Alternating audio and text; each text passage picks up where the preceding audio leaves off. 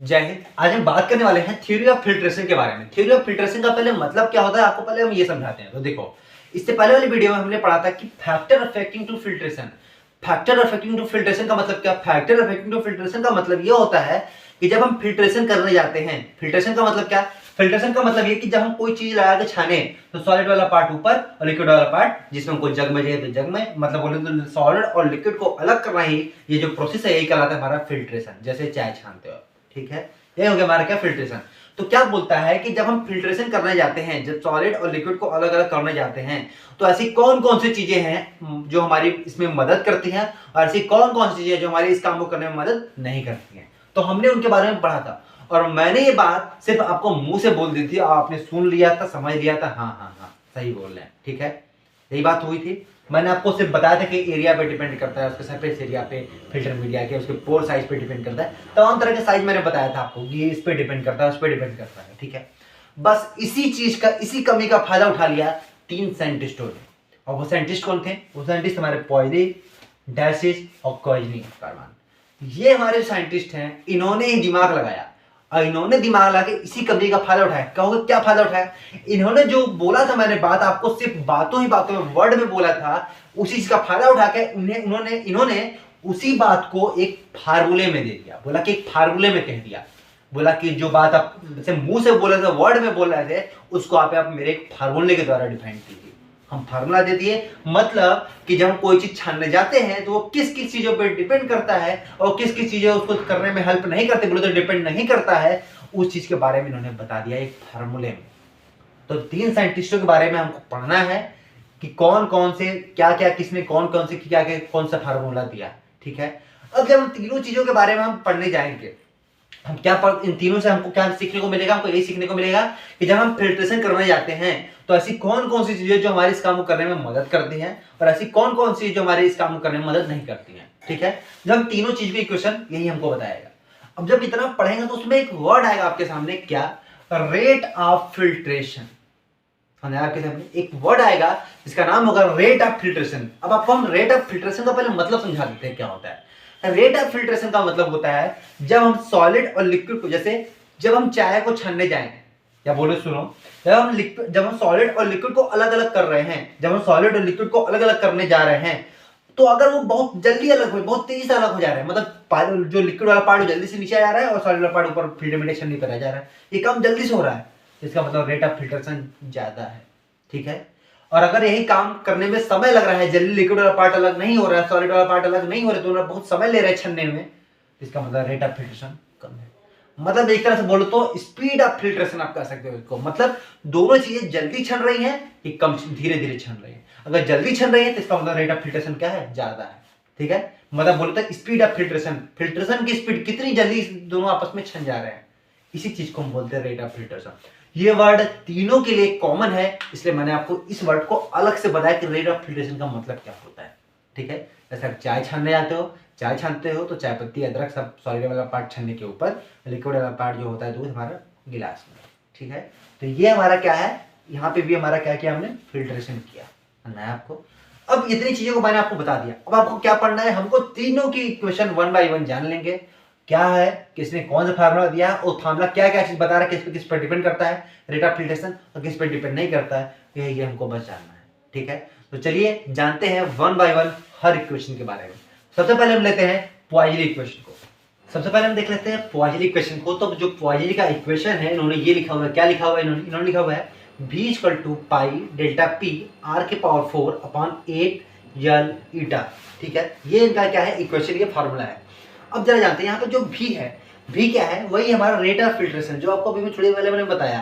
Rate of filtration का मतलब कितनी तेजी से दोनों छनेंगे। तो देखते हैं कितनी तेजी से दोनों छनेंगे, वो किस पे डिपेंड करता है, मतलब बोले तो v किस पे डिपेंड करता है।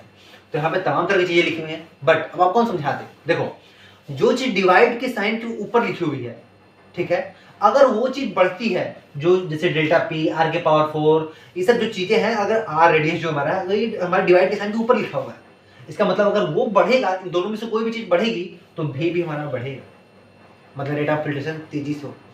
और जो चीज डिवाइड की साइन के नीचे लिखी हुई, जैसे यल और ईटा का, 8 भी तो लिखा है, अरे 8 तो फिक्स वैल्यू है ना, वो थोड़ी ना कभी चेंज होगा, जो चेंज होगा उसकी बात कर रहे हैं। तो जो हमारा यल और ईटा है, ठीक है, इसी तरह हमारा पाई भी है, पाई भी नहीं चेंज होगा, 3.14 उसकी वैल्यू होती है। तो जो हमारा यल है और जो ईटा है जो डिवाइड साइन के नीचे लिखे हुए हैं, अगर ये बढ़ेंगे तो हमारा भी घट जाएगा, बोले तो फिल्ट्रेशन बहुत धीमे धीमे होने लगेगा। तो चलिए जानते हैं क्या क्या चीजें हैं, डेल्टा पी, आर, एल, ईटा, ये सब क्या चीजें जानते हैं। देखो बी तो समझ गया आप, rate of filtration. Second delta P देखते हैं। डेल्टा पी हमारा प्रेशर डिफरेंस है across filter media. Pressure difference क्या है उसका मतलब समझाते हैं। देखो जब हम कोई भी सस्पेंशन या स्लरी लेके इस फिल्टर मीडिया पे गिराएंगे, मतलब छन्नी पे गिराएंगे, तो हमारा सॉलिड वाला पार्ट अलग होगा, लिक्विड वाला पार्ट अलग हो जाएगा। अब देखो हम जैसे ही स्लरी को हम किसी फिल्टर मीडिया पे गिरा रहे हैं तो हमारे इस पे प्रेशर अप्लाई कर रहा है ना, ये क्या करेगा, फिल्टर मीडिया पे से प्रेशर अप्लाई करेगा। तो फिल्टर मीडिया पे इसके ऊपर इसके अपोजिट साइड में छोटा सा प्रेशर ये भी अप्लाई करेगा। तो एक ऊपर से प्रेशर ये अप्लाई कर रहा है और एक थोड़ा सा नीचे से प्रेशर ये अप्लाई कर, दोनों प्रेशर को घटा दो, तो जो डिफरेंस आया घटाने पे उसी को बोलते हैं प्रेशर डिफरेंस के नाम से। पहले पढ़ा आपको। अब वही हमारा है डेल्टा पी, इसलिए मैंने प्रेशर नहीं लिखा है, प्रेशर डिफरेंस लिखा है। तो बोलता है कि अगर डेल्टा पी की वैल्यू बढ़ेगी, डेल्टा पी की वैल्यू को बढ़ने का मतलब क्या, जितना तेजी से ये हमारे इस पे गिरेगा उतना तेजी से हमारा छनेगा। तो खुद दिमाग से सोचो, सही तो है। और क्या पॉइजन ने क्या दिमाग लगाया है ना, बहुत सिंपल सा सही बात है, जो चीज उसी चीज को लिख दिया है इन्होंने, ठीक है, डेल्टा पी। अब सेकंड आता है R, R equal to radius of capillary. अब कैपिलरी पहले क्या होता है, पहले आपको हम ये समझाते हैं। तो देखो जब हम इसमें से सस्पेंशन गिरा रहे हैं तो सॉलिड वाला पार्ट ऊपर छन जा रहा है, लिक्विड वाला पार्ट नीचे छन जा रहा है। नीचे छन जो लिक्विड वाला पार्ट है इसको बोलते हैं फिल्ट्रेट के नाम से, और जो ये ऊपर वाला पार्ट है इसको हम क्या बोलते हैं, किस नाम से, इसको हम बोलते हैं फिल्टर केक बोल दो या सॉलिड रेसिड्यू बोल दो, कुछ भी बोल दो, सॉलिड वाला पार्ट। तो जो सॉलिड वाले पार्ट है उन कोई भी देखोगे तो सॉलिड वाला पार्ट जो ऊपर गोलिया जाएगा तो उसके कोई भी दो सॉलिड के बीच में देखोगे तो थोड़ा थोड़ा गैप, महीन सा गैप होता है, और उस गैप को हम बोलते हैं कैपिलरी के नाम से। कैपिलरी मतलब महीन सा एकदम छेदा, ठीक है, उसी को हम क्या बोलते हैं, कैपिलरी। अब बोलता है क्या नाम क्या है, radius of capillary. Radius of capillary का मतलब कि इन दोनों के बीच में जो ये गैप हमारा है, अगर ये गैप बढ़ेगा तो भी जो फिल्ट्रेशन है वो हमारा रेट ऑफ फिल्ट्रेशन क्या होगा, बढ़ जाएगा।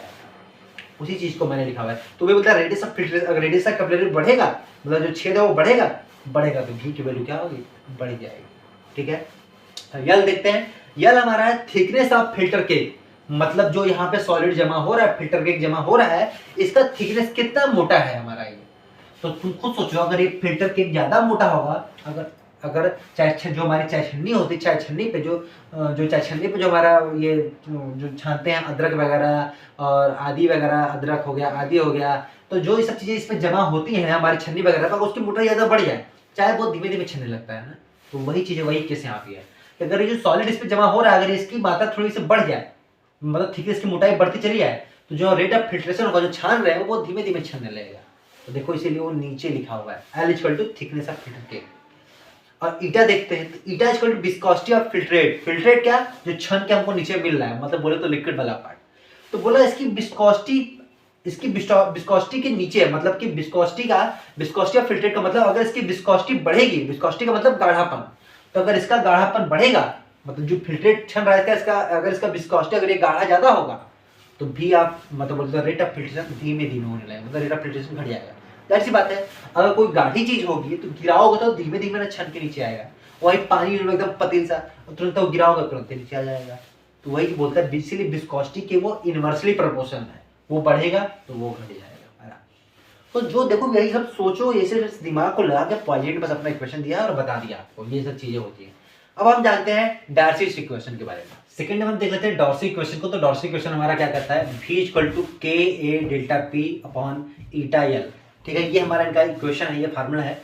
अब देखिए इसमें क्या क्या चीजें और कौन कौन चीजें आपस में डिपेंड करती है, कौन कौन सी आपस में डिपेंड नहीं करती है। तो देखो V जान ही रहे हो, रेट ऑफ फिल्ट्रेशन कितनी तेजी से होगा, कितनी धीमे से होगा। चलो किसमें, तो सबसे पहले इसमें है K के डायरेक्टली प्रोपोर्शनल है। इसका मतलब क्या कि अगर K की वैल्यू बढ़ेगी तो हमारा V की वैल्यू क्या होगी, बढ़ जाएगी, मतलब रेट ऑफ फिल्ट्रेशन ज्यादा होगा। तो K क्या है, K हमारा होता है परमेबिलिटी कोएफिशिएंट ऑफ K। इसका मतलब क्या, परमेबिलिटी का मतलब क्या होता है, परमेबिलिटी का मतलब होता है क्रॉस करने की क्षमता, है ना, आपको आर पार करने की क्षमता। तो देखो हमारा जब ये फिल्ट्रेशन जो हमारा ये गिर रहा है, स्लरी सस्पेंशन गिर रहा है, अगर ये फिल्टर केक से इससे जल्दी से पास हो जाएगा, ठीक है, इससे जल्दी, मतलब अगर जल्दी, परमेबिलिटी का मतलब क्या मैंने बोला, क्रॉस करने की क्षमता, अगर जिससे जल्दी से क्रॉस होगा तो जल्दी से हमारा ये दोनों आपस में छन जाएंगे। तो जल्दी से छनेंगे। इसका मतलब कि के की वैल्यू अगर बढ़ेगी, मतलब क्रॉस कराने की क्षमता अगर बढ़ेगी, के की वैल्यू बढ़ेगी तो भी की वैल्यू क्या होगी, बढ़ जाएगी। इसीलिए दोनों एक दूसरे के डायरेक्टली प्रोपोर्शनल, डिवाइड के साइन के ऊपर लिखा हुआ है ये, ठीक है। सेकंड आता है A equal to surface area of the filter media, मतलब जिस छन्नी के द्वारा आप छान रहे हो, अगर उस छन्नी का सरफेस एरिया बढ़ा देते हैं, बड़ा ले ले और इतना बड़ा ले ले, तो जितना जब बड़ा करते जाओगे उतना हमारा जो मटेरियल होगा उतना जल्दी जल्दी छनता चला जाएगा हमारा, जाहिर सी बात है। चलो, इसलिए वो भी ऊपर लिखा हुआ है डिवाइड के साइन पे। डेल्टा पी अभी भी मैंने आपको बताया प्रेशर डिफरेंस, ऊपर से प्रेशर लगेगा, नीचे से प्रेशर लगेगा, जितना ज्यादा प्रेशर बढ़ेगा उतना ज्यादा भी की वैल्यू भी क्या होगी, बढ़ती चली जाएगी। ये चीज आपने पॉइजली इक्वेशन में भी देखा होगा थोड़ी देर पहले, ठीक है। फिर आता हमारा ईटा। ईटा क्या है, विस्कोसिटी ऑफ फिल्ट्रेट।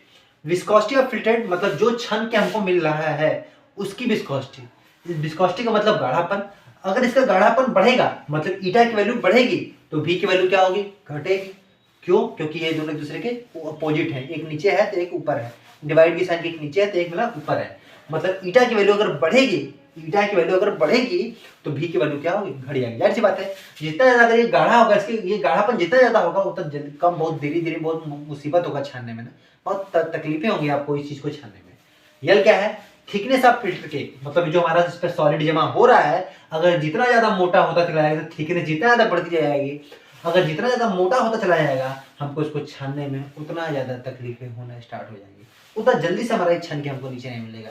पता चला कि इतना ऊपर को लिया गया इसके ऊपर हमारे फिल्टर के, छानेंगे तो 10 मिनट तो खाली लग जाएगा खाली सॉलिड को पास करने में, छानने में समय लगेगा, इसलिए रेट ऑफ फिल्ट्रेशन क्या होगा, कम हो जाएगा। बोले तो मतलब कि यल की वैल्यू अगर बढ़ेगी तो हमारा भी की वैल्यू क्या होगी, घट जाएगी। तो ये हमारे डार्सी इन्होंने भी दिमाग लगा के, ये देखो कितना दिमाग लगा के इन लोग अपना अपना क्वेश्चन देते चले जा रहे हैं, ठीक है। आप भी लगाइए, आप भी अपना नाम लाइए इसमें।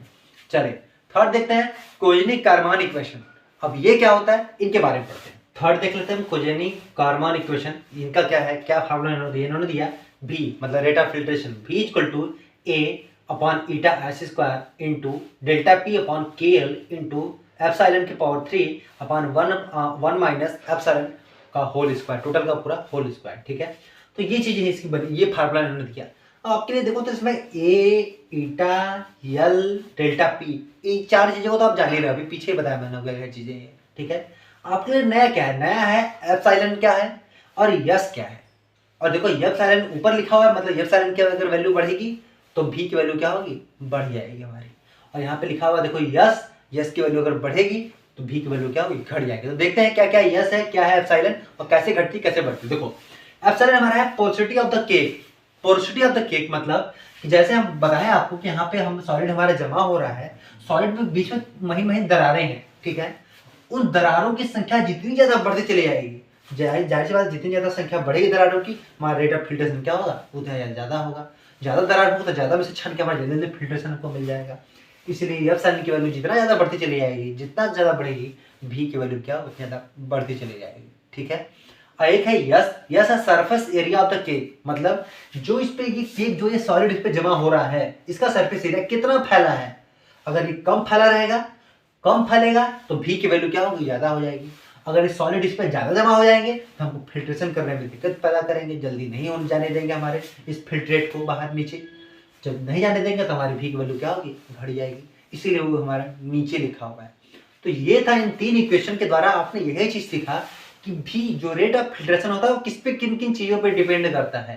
तमाम तरह की चीजें, कुछ चीजें आपके लिए छूट भी गई हैं, मिस पॉइंट भी था, कुछ चीजें आपको मैंने वहां बताई भी नहीं, तो जो चीज इस इक्वेशन ने आपको बता दिया। तो तमाम तरह की चीजें हैं, जैसे नंबर ऑफ पोरोसिटी, जितने नंबर ऑफ दरारें होंगी वो वहां पे एप्सिलॉन, ये नहीं बताया था मैंने आपको। तो तमाम तरह की चीजें हैं, तमाम तरह के क्वेश्चंस थे जो उस पर छूटे हुए थे, उसको इन तीनों ने अपने इक्वेशन के द्वारा डिफाइन कर दिया और इसी को नाम दिया गया थ्योरी ऑफ फिल्ट्रेशन। तो आई थिंक आपको थ्योरी ऑफ फिल्ट्रेशन समझ में आ गया होगा। चलिए अब हम आपको दे देते हैं इसका नोट्स एकदम सिंपल लैंग्वेज में। इतना सिंपल लैंग्वेज में आपको बस केवल कुछ नहीं करना है, बस फार्मूला याद करना है, बाकी सब कुछ काम अपने आप आसानी से आप कर लोगे, ठीक है। चलिए इसी के साथ मिलते हैं नोट्स के पास। हम नोट्स की बात कर लेते हैं थ्योरीज ऑफ फिल्ट्रेशन की। तो देखते हैं क्या लिखा हुआ है। In filtration the flow of fluid follow basic rule during filtration. जब फिल्ट्रेशन होता है तो बेसिक रूल फॉलो करता है। वो क्या रूल है आपको बता रहा हूँ मैं अभी। When fluid filtered it experience resistance.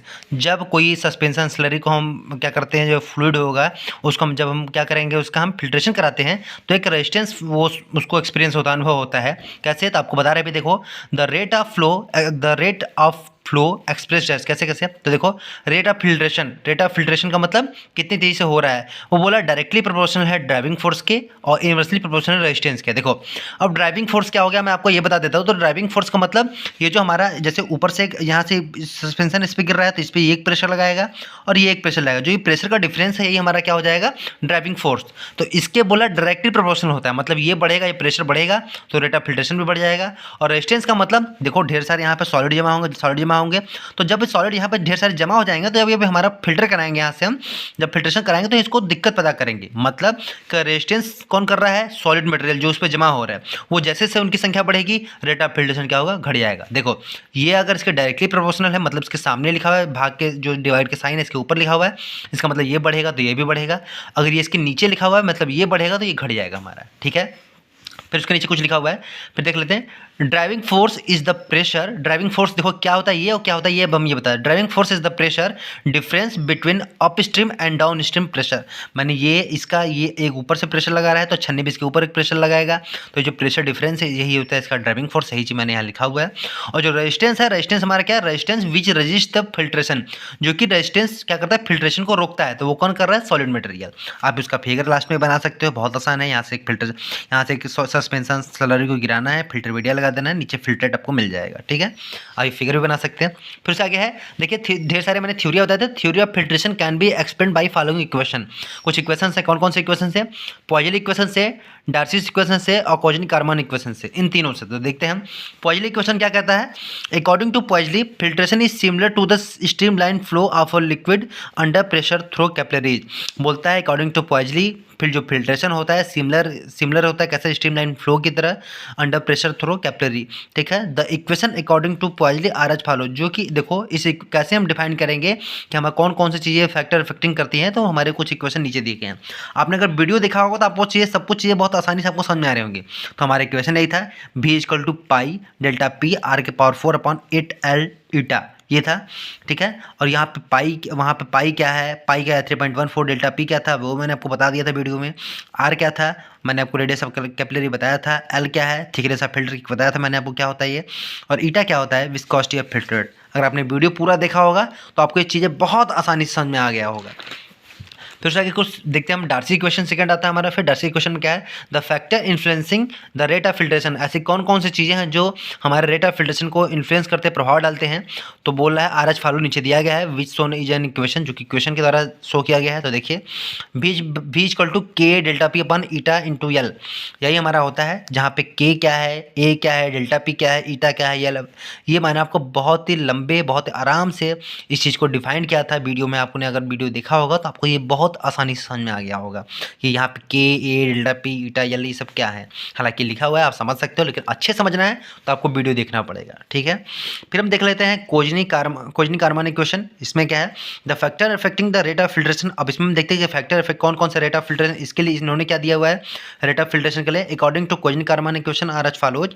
पहला क्या है, इनका फॉर्मूला क्या कहता है, v equal to A upon eta S square into delta P upon K L into epsilon के power 3 upon 1 minus epsilon square, ये है। अब यहाँ पे क्या क्या चीज़ें हैं, where epsilon equal to porosity of the cake, S equal to surface area of the cake and के इक्वल टू कोजनी कांस्टेंट। अब होगा इसमें तो और बहुत सी चीज़ें हैं, तो और चीज़ें जो हैं वो चीज़ मैंने आपको ऊपर ही बता दिया। डेल्टा पी, जैसे यहाँ पे क्या है डेल्टा पी, तो यही प्रेशर डिफरेंस है।